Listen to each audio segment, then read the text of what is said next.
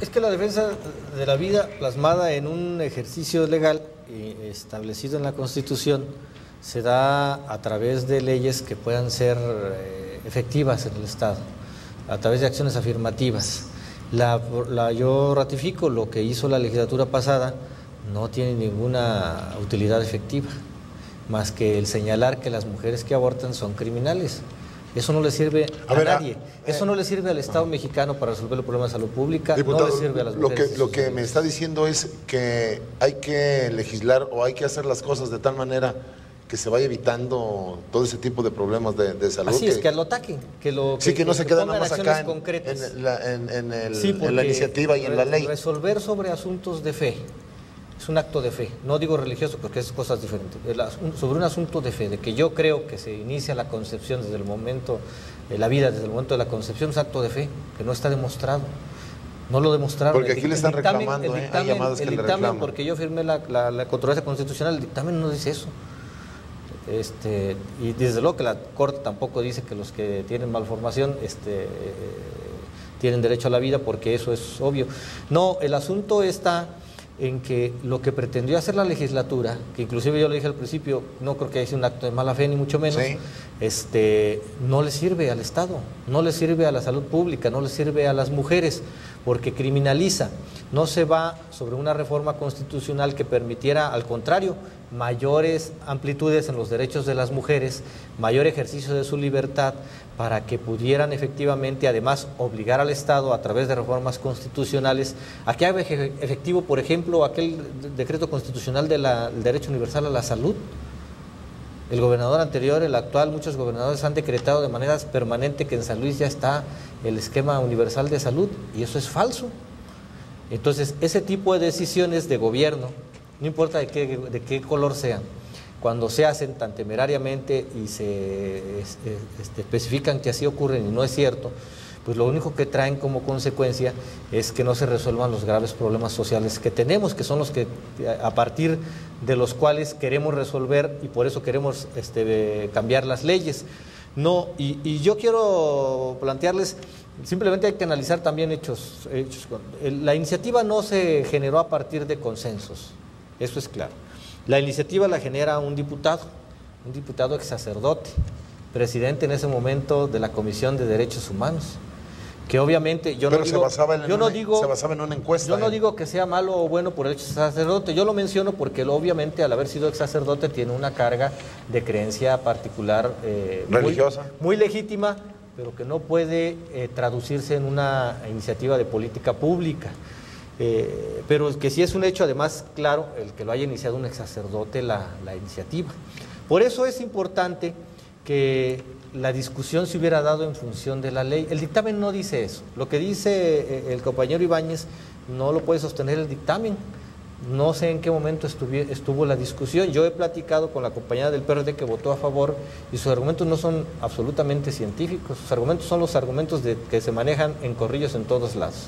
Que las mujeres, si se embarazan ahora, que lo enfrenten, que es una cuestión de responsabilidad, que la concepción existe desde el momento, la vida existe en el momento de la concepción. Son los mismos argumentos los que esgrimió mi compañera, y tiene todo el derecho legítimo de pensarlo así, pero no tenía el elemento legítimo con la representación que le dieron los ciudadanos de aplicar, de intentar resolver un problema de salud pública a partir de una creencia particular y plasmarlo en una ley, sobre todo en una ley tan importante como la Constitución del Estado. Por eso nosotros seguimos insistiendo, el tema no es ni aborto sí, ni aborto no, ni este tipo de situaciones. El tema es un tema de salud pública, de derechos de las mujeres, porque sería bueno saber si los diputados y las diputadas en algún momento discutieron el tema de la autonomía de las mujeres. La autonomía es una característica de 4 o 5 que tenemos todos los seres humanos, desde el momento en que nacemos, y como derechos.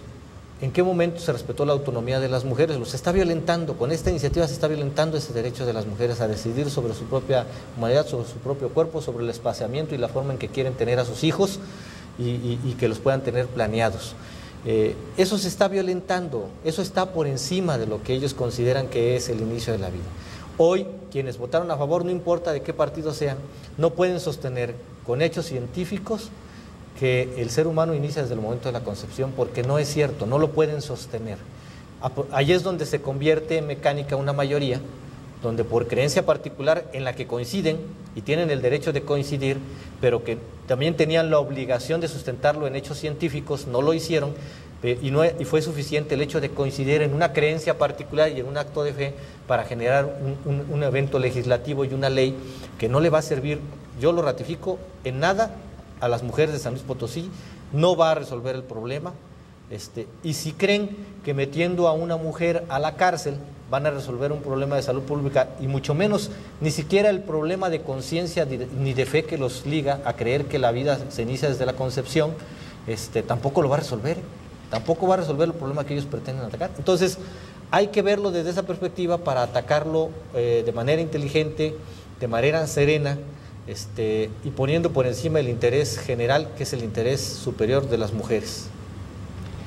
Doctor en antropología social, ¿qué hacer? Se nos está acabando el tiempo en Mirada Crítica.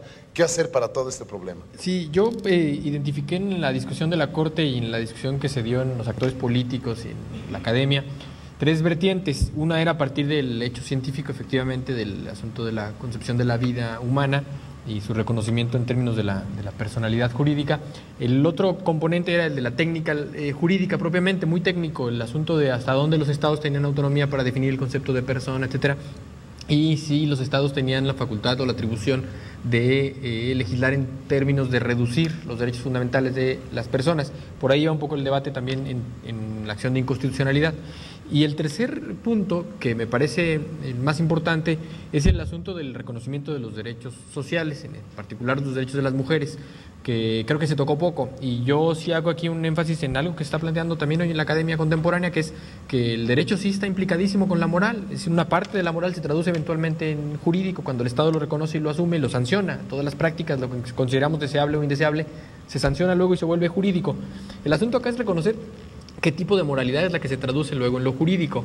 En este caso, una moralidad más restrictiva, una moralidad liberal, es decir, desde la perspectiva de las libertades, a eso me refiero con liberal, tendría que estar asegurando que la despenalización es el camino que no obliga a nadie a nada. Despenalizar el aborto, que no es la discusión que estaba en la Corte, ni en San Luis, ni siquiera cercanamente, ya lo dijeron en la sesión pasada, en el programa pasado, pero despenalizar el aborto no obliga a ninguna mujer a practicarse nada, O sea, permite que bajo objeción de conciencia un médico y una mujer decidan no practicar ese asunto. Pero el planteamiento como hoy está es un tipo de moralidad más restrictiva que sí obliga a las mujeres a ser criminalizadas y que además tiene una implicación posterior.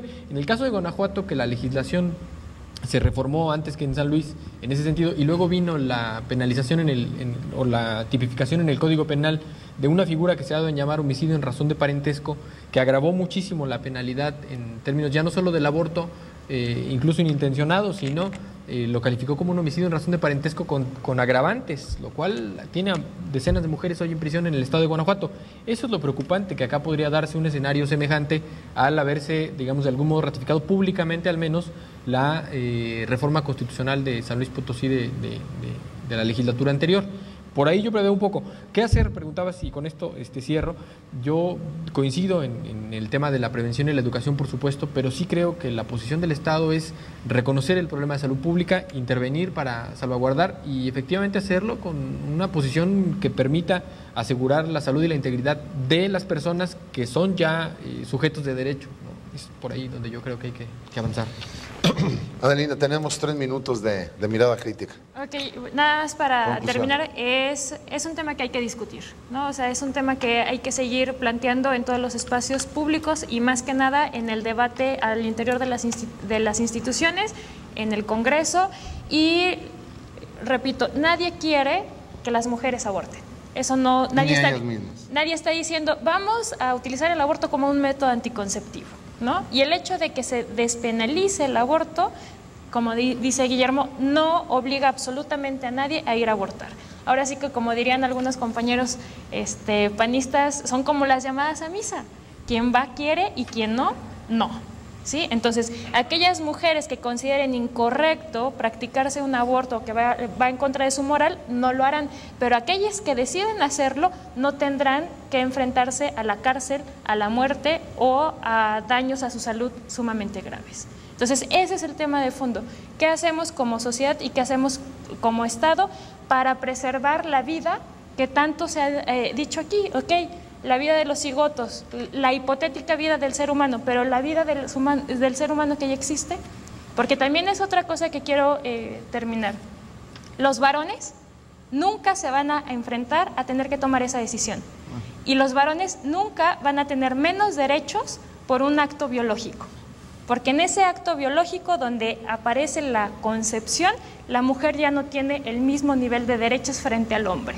Entonces es una discriminación en razón de género, y es una discriminación jurídica que hace el Estado hacia las mujeres. Entonces hay que reparar el error, hay que regresar, hay que discutir, y yo creo que si lo abrimos no a 6,000 encuestas que de forma tendenciosa se estuvieron haciendo en algunos puntos de la ciudad hace... Lo tendencioso era que buscaban quién estuviera de acuerdo con ellos. No, lo tendencioso estaba en el instrumento. Ahí era la tendencia, sí. Buscaban a la gente. Así es. Entonces creo que es algo que hay que continuar y que no se quede solo en este programa, sino hay que llevar a los espacios donde se toman las decisiones. ¿Alguna conclusión? Nada más Adrián? rápidamente y ratificar como empezamos y como ha sido nuestra posición desde siempre, hemos sido congruentes en esa parte. La protección a la vida a como dé lugar, es un derecho fundamental. Desde la concepción. Desde la concepción, obviamente, es un derecho fundamental sobre todos los demás. Si no hay vida, no hay nada. Nada más que hay que demostrarlo. No puede actuarse sobre asuntos de fe ciega. La fe se vale, es buena en determinadas circunstancias, todo el mundo la tenemos, pero no puede ser ciega. Y no se puede legislar sobre la ceguera ni sobre la ignorancia. Y yo termino también con un asunto muy importante. Es importante que los actores, los poderes fácticos como la Iglesia, que en el caso de cuando estuvo la discusión de la Suprema Corte en San Luis Potosí hubo una intromisión muy clara cuando en las misas se estuvo levantando firmas en una falsa discusión de que firmen contra el aborto.